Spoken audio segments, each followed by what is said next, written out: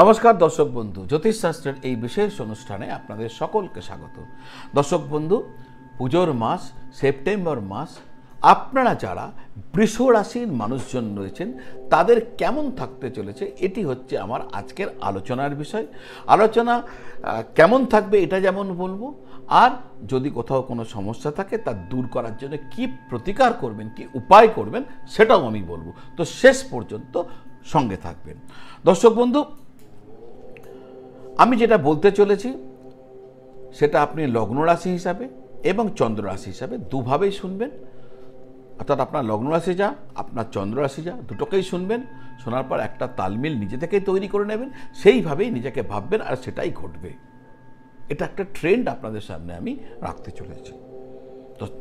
তো আপনারা যারা বৃষ রাশির মানুষজন আছেন, পুজোর মাস আপনাদের জন্য কেমন থাকতে চলেছে সেটাই আমি আপনাদের সামনে রাখতে চলেছি। কিন্তু তার আগে আপনারা যারা আপনাদের জন্মপত্রিকা আমাকে দেখাতে চাইছেন, জ্যোতিষীয় কোনো প্রতিবিধান নিয়ে জানতে চাইছেন, জ্যোতিষগত কোনো প্রশ্নের কোনো উত্তর আপনি খুঁজতে চাইছেন, জটক বিচার বা যে কোনো সমস্যা নিয়ে আপনি কথা বলতে চাইছেন, তাহলে এই স্ক্রিনের নিচে যে নাম্বার দেওয়া আছে 9830564500, ওই নাম্বারে ফোন করে বা হোয়াটসঅ্যাপ করে যদি জানতে চান তাহলে আমার অফিস থেকে বলে দেবে আমাকে অফলাইনে অর্থাৎ চেম্বারে কোথায় কবে কিভাবে দেখাতে পারবেন, অনলাইনে অর্থাৎ ভিডিও কল বা টেলিফোন কলের মাধ্যমে কিভাবে দেখাতে পারবেন।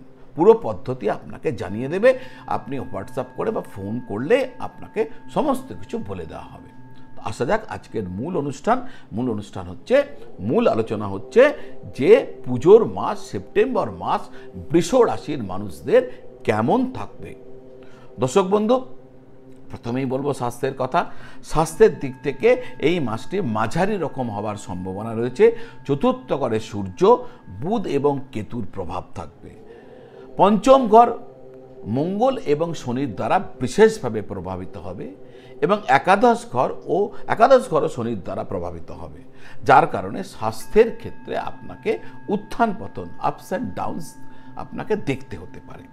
আপনার রাশির অধিপতি শুক্র মাসের শুরুতে তৃতীয় ঘরে থাকবেন, যা স্বাস্থ্য ভালো রাখতে আপনাকে সাহায্য করবে।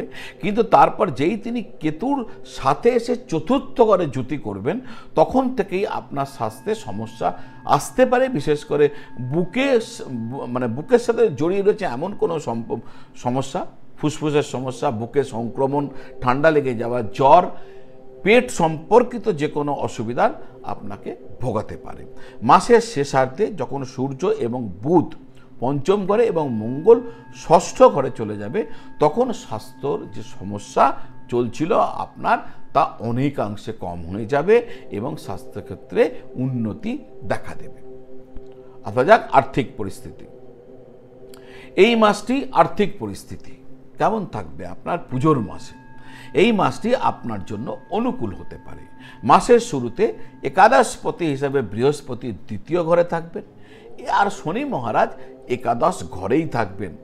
ফলে ধারাবাহিকভাবে আপনার আয় বজায় থাকবে। আপনার কাছে অর্থ আসার সম্ভাবনা জোরদার থাকবে। পারিবারিক আয়ও বৃদ্ধি হবে, অর্থও সঞ্চয় হবে। মাসের শুরুতে মঙ্গল পঞ্চম ঘরে বসে একাদশ ঘরে দেখবেন, যার ফলে আপনার অর্থ পাওয়ার সম্ভাবনা তিনি বাড়িয়ে দেবেন আর খরচাও আপনার কম হবে। এরপরে মঙ্গল 13 তারিখ থেকে ষষ্ঠ ঘরে চলে যাবেন আর ওইখান থেকে দ্বাদশ ঘরকে দেখবেন, যার ফলে আপনার খরচ বাড়তে শুরু করে দিতে পারে। আপনাকে খেয়াল রাখতে হবে। যদি আপনি শেয়ার বাজারে কোনো নিবেশ করেছিলেন বা নিবেশ করেন, অর্থাৎ এক্ষেত্রে আমি একবার আপনাদের সকলকে বলে দেবো, তারাই এইটা করবেন যারা শেয়ার বাজারে অভিজ্ঞ, যারা শেয়ার বাজারে জানেন, যারা শেয়ার বাজারে দখল রয়েছে তাদের ক্ষেত্রে। যদি নিবেশ করেছিলেন বা নিবেশ করেন, তাহলে ওই নিবেশ আপনাকে যথেষ্ট লাভ দেবে। 15 তারিখে শুক্র চতুর্থ ঘরে আসবেন, তার ফলে পারিবারিক সুখ এবং সমৃদ্ধি বৃদ্ধি পাবে। বাড়িতে শুভ কাজের কারণে অর্থ ব্যয় হতে পারে। ওই যে অর্থ ব্যয় করবেন সেটা আপনাকে এবং আপনার পরিবার সকলকেই খুশি করবে।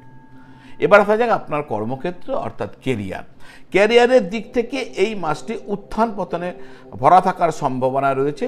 দশম ঘরের অধিপতি ভগবান শনিদেব পুরো মাস জুড়ে একাদশ ঘরে থাকবেন, যার কারণে ঊর্ধ্বতন কর্মকর্তাদের সাথে আপনার সম্পর্ক ভালো থাকবে। তারা আপনাকে সাপোর্ট করবেন। তবে রাহু মহারাজ পুরো মাস জুড়ে দশম স্থানেও থাকবেন, ফলে কর্মক্ষেত্রে আপনাকে সতর্ক থাকতে হবে। কোনো রকম ছল কপটতা বা কোনো রকম শর্টকাট নেবার চেষ্টা করলে কিন্তু হিতে বিপরীত হবে। দ্বিতীয় ঘরে বসে থাকা বৃহস্পতির দৃষ্টি আপনার দশম ঘরে থাকবে, ফলে আপনাকে চাকরিতে ভালো অবস্থান দেবে, আপনার ঊর্ধ্বতন কর্তৃপক্ষ আপনাকে সমর্থন করবেন। মাসের শেষার্ধে সূর্য এবং বুধ পঞ্চম ঘরে প্রবেশ করলে এবং শুক্র চতুর্থ ঘরে এসে দশম ঘরে দৃষ্টি দিলে কর্মক্ষেত্রে আরও ভালো পরিস্থিতি তৈরি হয়ে যাবে। যারা ব্যবসা করছেন তাদের জন্য সময়কাল ভালো থাকবে, কিন্তু একটা বিষয় আপনাদের সবাইকেই মনে রাখতে হবে, প্রচুর পরিশ্রম করতে হবে আপনাদেরকে। বলতে পারেন একটু বেশি পরিশ্রম করলে তবে আপনি বেশি ভালো সাফল্য লাভ করতে পারবেন। মাসের শেষার্ধে যখন মঙ্গল 13 তারিখ থেকে 6 নম্বর ঘরে আসবেন, তখন ব্যবসায়িক কারণে আপনার কিছু ব্যয় বৃদ্ধি হবে এবং ব্যবসার ক্ষেত্রে আপনাকে সতর্কতা অবলম্বন করতে হবে।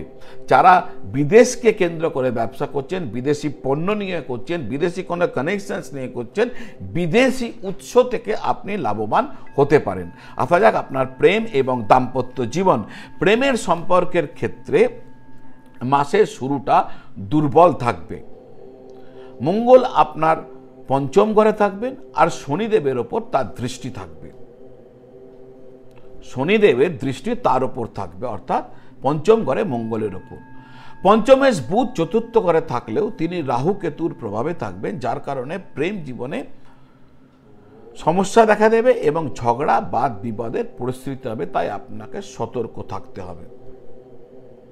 13 তারিখ মঙ্গল ষষ্ঠ ঘরে স্থানান্তরিত হবেন এবং 15 তারিখ থেকে বুধ এবং 17 তারিখ থেকে সূর্য আপনার পঞ্চম ঘরে আসবেন। ফলে প্রেমের ক্ষেত্রে পরিস্থিতি অনুকূল হতে শুরু করে দেবে এবং সম্পর্কের উন্নতি হওয়া শুরু হয়ে যাবে। বিবাহিতদের ক্ষেত্রে সপ্তম ঘরের অধিপতি মঙ্গল মাসের শুরুতে পঞ্চম ঘরে থাকবেন।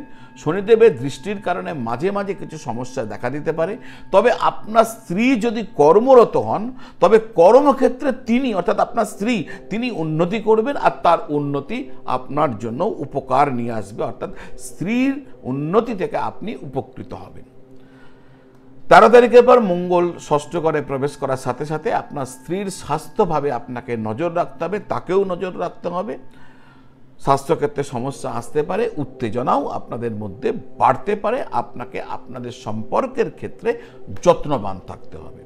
এবার আসা যাক উপায়, যে উপায় আপনাদের করা উচিত হবে যাতে ভালোটাকে আরও ভালোভাবে এনজয় করতে পারেন, আর অশুভ যদি কিছু আমি বলেছি যা হবার, যা ট্রেন্ডস, সেই অশুভত্বকে আপনি প্রতিহত করতে পারেন।